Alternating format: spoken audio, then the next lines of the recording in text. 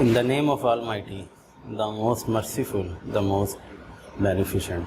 अस्सलाम वालेकुम dear students, हम लोग बैंक रिकॉन्सिलेशन स्टेटमेंट का चैप्टर पढ़ रहे हैं। इससे पहले हम 3 क्वेश्चंस कम्प्रीहेंसिव क्वेश्चन सॉल्व कर चुके हैं, जिसमें पहला कैश बुक का फेवर बैलेंस लेके हल किया गया, दूसरे में कैश बुक का ओवरड्राफ्ट बैलेंस लेके हल किया गया और तीसरे में हमने पासबुक का फेवरेबल बैलेंस लेके हल किया। आज हम लोग पासबुक के ओवरड्राफ्ट बैलेंस का क्वेश्चन सॉल्व करने जा रहे हैं। तो आइए चलते हैं बग़ैर टाइम वेस्ट किए अपने क्वेश्चन की तरफ। लेकिन उससे पहले आप चैनल को सब्सक्राइब कर लें और बेल का नोटिफिकेशन ऑन करना मत भूलें, ताकि आने वाले जो अपडेटेड वीडियोज़ हैं उसका नोटिफिकेशन आपको मिल सके और आपका कोई लेक्चर मिस ना हो। अगर आपको क्वेश्चन की समझ आए और आपको हमारा मेथड पसंद आए तो आप इसको अपने दोस्तों के साथ शेयर करना भी मत भूलें। चलते हैं जी क्वेश्चन नंबर 4 की तरफ। ये हमारे कम्प्रीहेंसिव क्वेश्चंस हैं। हम एक क्वेश्चन इसके अलावा और करेंगे और इनके अंदर हमने वो सारी ट्रांजैक्शंस ली हैं जो पेपर पॉइंट ऑफ व्यू से इम्पोर्टेंट है। Prepare a bank reconciliation statement as on 31 January 2023 for mister Danish. तो ये हम in the books of mister Danish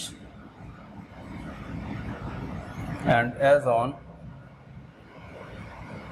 जनवरी 31 2023। अब हम सबसे पहले बैलेंस ढूंढेंगे कि क्वेश्चन का बैलेंस क्या है। फिर हमें पता चलेगा कि हम कैश बुक से पासबुक की तरफ जा रहे हैं या पासबुक से कैश बुक की तरफ जा रहे हैं। फिर जिस तरफ हमने जाना है उसको हमने प्रेफरेंस करना है। From the following particulars, balance overdraft, balance जो है वो ओवरड्राफ्ट है एंड एज पर पासबुक है। तो पासबुक के बैलेंसेस हमने पढ़े हुए हैं कि जो जमा का बैलेंस नॉर्मल बैलेंस होता है वो क्रेडिट होता है और जो ओवरड्राफ्ट होता है वो डेबिट होता है। तो यहाँ भी हम जमा के लिए क्रेडिट और मनफी के लिए डेबिट लिख लेंगे। तो अब सबसे पहले बैलेंस दर्ज करते हैं जी। Overdraft balance, overdraft balance as per passbook. अब ये ओवरड्राफ्ट है तो इसको कहाँ दर्ज किया जाएगा? ओवरड्राफ्ट को डेबिट वाले में, माइनस वाले में दर्ज करेंगे, 20 वाला। ठीक है। कैश बुक का ओवरड्राफ्ट हो तो उसको भी माइनस में दर्ज करते हैं, लेकिन तब माइनस हमारा क्रेडिट होता है। ठीक है। ओवरड्राफ्ट को माइनस में लिखते होते हैं और फेवरेबल को जमा में लिखते होते हैं, चाहे वो कैश बुक हो चाहे पासबुक हो। अब ये पहली एडजस्टमेंट है पेमेंट ऑफ चेक। ये बात जो है वो सर्कल करने वाली पेमेंट है चेक की 550 की, उसको क्या किया गया, 2 दफ़ा दर्ज कर दिया गया पासबुक में। यानी कंप्यूटर पे बैठा हुआ अकाउंटेंट बैंक वाला एंट्री कर रहा था, हो सकता है 2 दफ़ा उससे एंट्री होगी, भूल गया होगा, साथ साथ चाय पी रहा होगा कि मैंने पहले एंट्री की या नहीं की, तो दोबारा कर दी, 2 दफ़ा पासबुक में ये एंटर हो गया। इसका इम्पैक्ट निकालेंगे हम। एक तरफ कैश बुक, एक तरफ पासबुक। ये फिगर्स इस क्वेश्चन में छोटे हैं तो हम 10,000 के बजाय 1,000 समझ लेते हैं। दोनों तरफ 1,000 जो है फर्स्ट कर लिया कि बैलेंस था। इससे पहले 550 की पेमेंट हुई है, पेमेंट माइनस करते होते हैं इधर भी, इसने 550 2 दफ़ा माइनस कर दिया। अच्छा, तो 1000 से तो काम नहीं चलेगा, चलें जी इसको बढ़ा लेते हैं, 2000 कर लेते हैं। इससे पहले 2000 था। अब 2000 से 550 अगर चले जाएं तो हमारे पास जो बैलेंस शो हो रहा होगा वो हो रहा होगा 1450। ये 1100 2000 में से चला जाएगा तो यहाँ बैलेंस शो हो रहा होगा 900। डिफरेंस आ गया। क्वेश्चन में हम पासबुक से शुरू कर रहे हैं और आंसर हमारा कैश बुक में निकलेगा, तो हम पासबुक से कैश बुक की तरफ जा रहे हैं, तो हमने प्रेफर कैश बुक को करना। तो 900 को 1450 बनाने के लिए वो जो एक एक्स्ट्रा माइनस हुआ था उसको हमें जमा करना पड़ेगा। तो अब जमा के खाने में हम 550 लिख देंगे और यहाँ लिखेंगे payment of check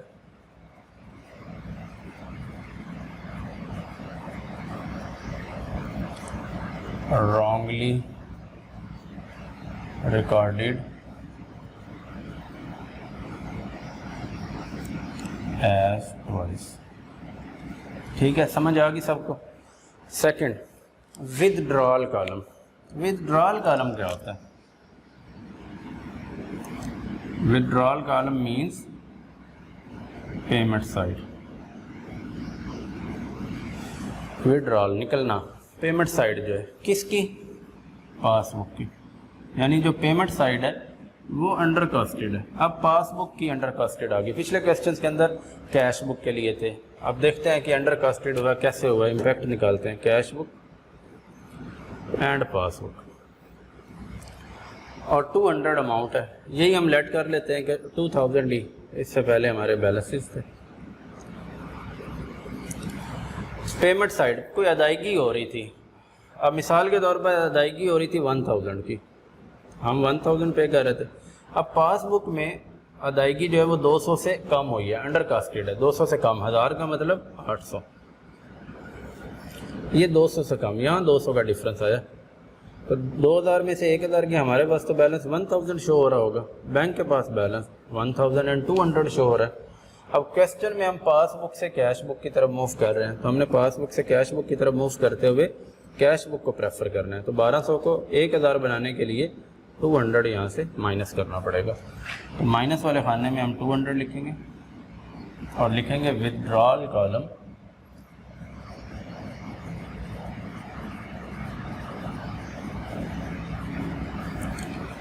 passbook under casted, ठीक है। PB stand for passbook. आगे चलते हैं, तीसरी ट्रांजैक्शन, एक चेक है 200 का, 200 का चेक है, डेबिटेड इन कैश बुक। हाँ जी, डेबिटेड इन कैश बुक का क्या मतलब होता है, कैश बुक का डेबिट जमा, यानी कैश बुक में जमा कर लिया गया but not send to bank, bank में भेजना भूल गए। अब बैंक में भेजना भूल गए, ये तो हमारी गलती है, हमने हो सकता है ड्रॉ में चेक रखा और वहीं पड़ा रह गया और ये सोचा होगा कि शायद हम ये भेज चुके हैं। डेबिटेड हम तभी करते हैं जब बैंक में डिपॉजिट करवाते हैं। इसका इम्पैक्ट निकालें,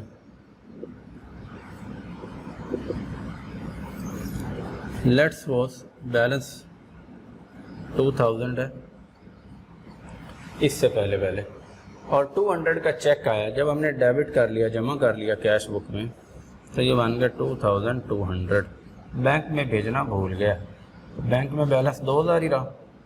क्वेश्चन में पासबुक से कैश बुक की तरफ मूव कर रहे हैं तो प्रेफर कैश बुक को किया जाएगा। तो 2000 को 2200 बनाने के लिए इसमें 200 ऐड करना पड़ेगा। तो ऐड वाले खाने में हम लिखेंगे 200। और ये चेक जो हम कैश बुक में दर्ज कर लें, बैंक में भेजना भूल जाएं, ऐसे चेक्स को ओमिटेड चेक्स कहते होते हैं। तो यहाँ हम लिखेंगे ओमिटेड चेक।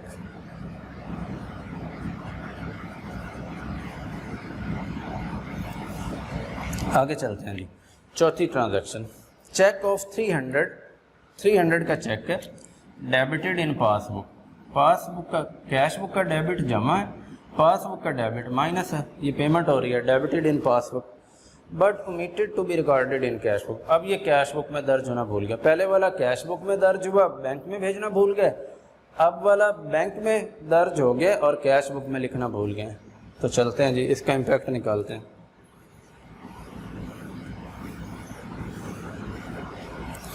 तो यही समझे कि इस ट्रांजैक्शन से पहले हमारे बैलेंस 2-2000 रुपये थे, डेबिटेड इन पासबुक पेमेंट हो रही है, माइनस हमने करना है 300 रुपया, 300 की इधर पेमेंट होगी, कैश बुक में रिकॉर्ड करना भूल गए, यहाँ बैलेंस आ गया 1700, यहाँ बैलेंस है 2000 ही। अब हम क्वेश्चन में पासबुक से कैश बुक की तरफ जा रहे हैं, प्रेफर किसको करेंगे, कैश बुक को करेंगे, तो हमने इसको प्रेफर करना। तो 1700 को 2000 बनाने के लिए 300 यहाँ पे ऐड करना पड़ेगा। तो यहाँ 300 ऐड वाले खाने में आ जाएगा। तो यहाँ लिखेंगे cheque debited in passbook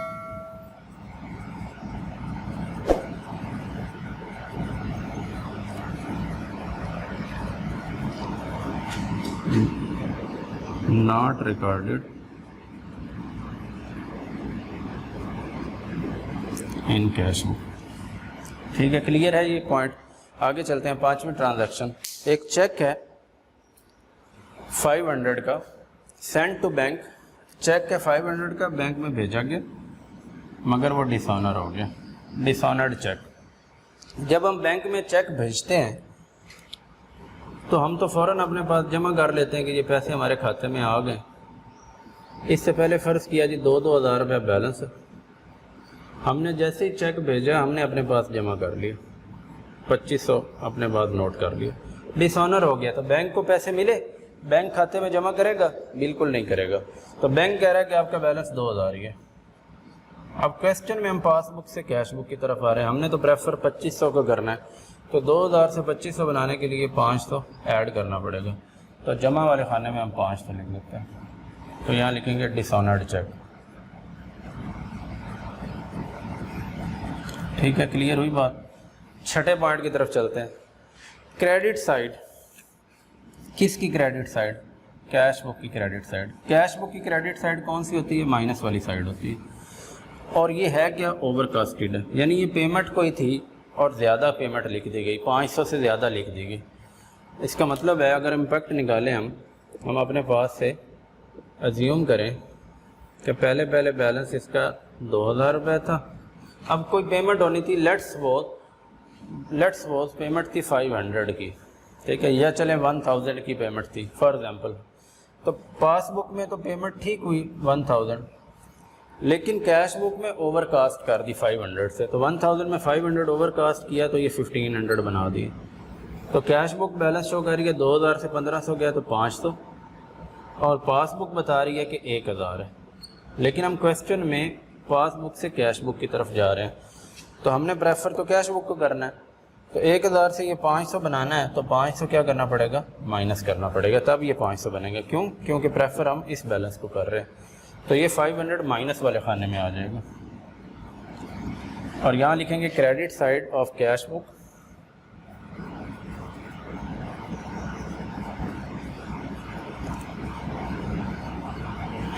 overcasted. जी, क्लियर होगी बात।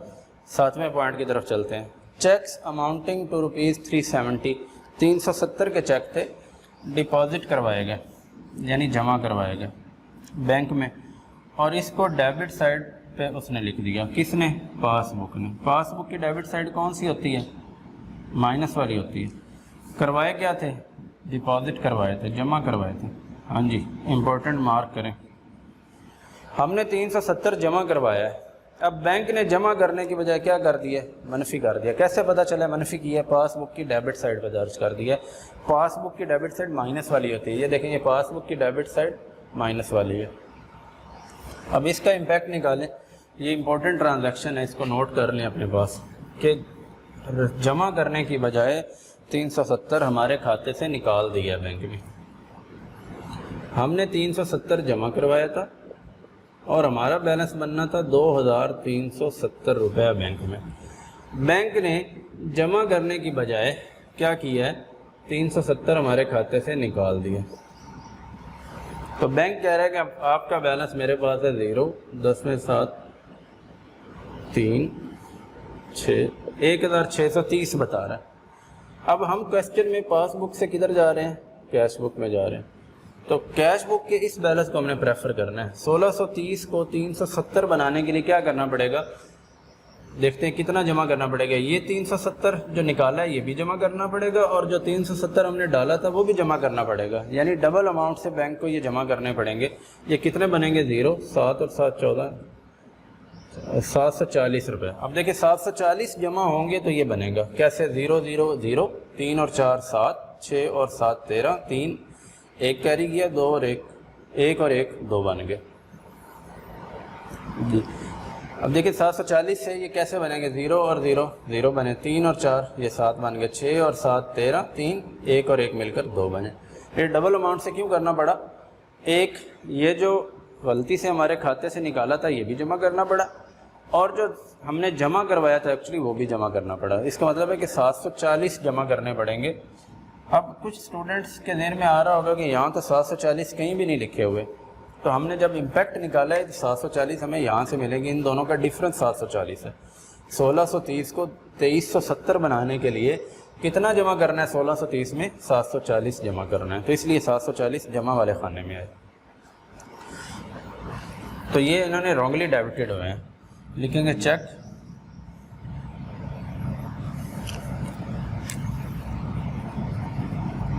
deposited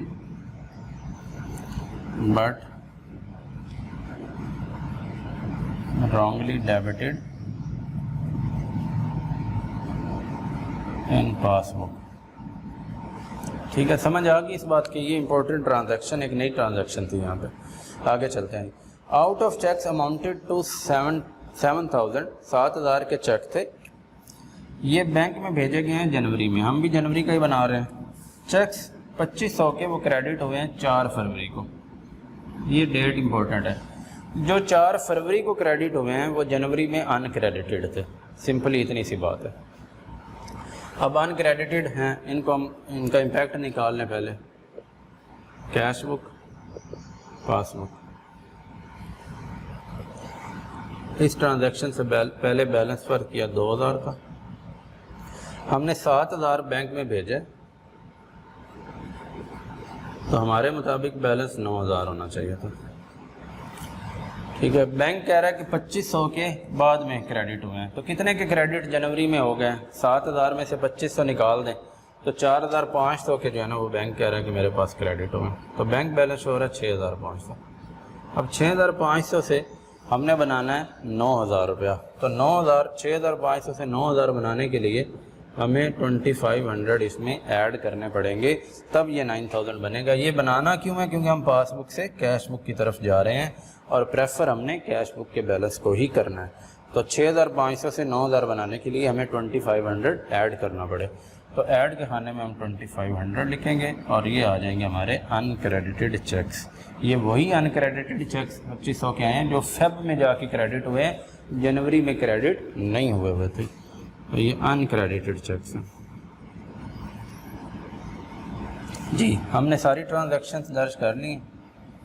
अब हम इनका बैलेंस निकाल लेंगे। ये साइड बड़ी है, 2,000, 200 और 500, 2,700, 20,700 बन गया टोटल। इधर भी 20,700। अब इसमें से ये वैल्यूज़ हम माइनस कर देते हैं कैलकुलेटर पर। 20,700 minus 550 minus 200 minus 300 minus 500 minus 740 और माइनस 2500। तो ये 15,910 रुपये बैलेंस आ गया। इधर बैलेंस आ जाएगा 15,910 रुपये। अब ये बैलेंस एज पर पासबुक था, तो आंसर में balance as per cash book होगा। Balance as per cash book. अब ये बैलेंस कौन सा है? हम यहाँ से देखेंगे, इसके ऊपर जाके यहाँ ये क्रेडिट है। आपको याद है कि कैश बुक का जो क्रेडिट बैलेंस होता है वो कौन सा होता है? ओवरड्राफ्ट। पासबुक का भी बैलेंस ओवरड्राफ्ट था, कैश बुक का बैलेंस भी ओवरड्राफ्ट है, मगर इतने से। तो ये था जी आज का क्वेश्चन हमारा, जिसमें पासबुक का ओवरड्राफ्ट बैलेंस दिया हुआ था और ये 8 इंपॉर्टेंट ट्रांजैक्शंस थी। इनको हमने बैंक रिकॉन्सिलेशन स्टेटमेंट के अंदर दर्ज करके balance as per cash book निकालना सीखा। उम्मीद है आपको समझ आ गई होगी। अगर फिर भी कोई कन्फ्यूजन हो तो कमेंट्स में ज़रूर बताया करें।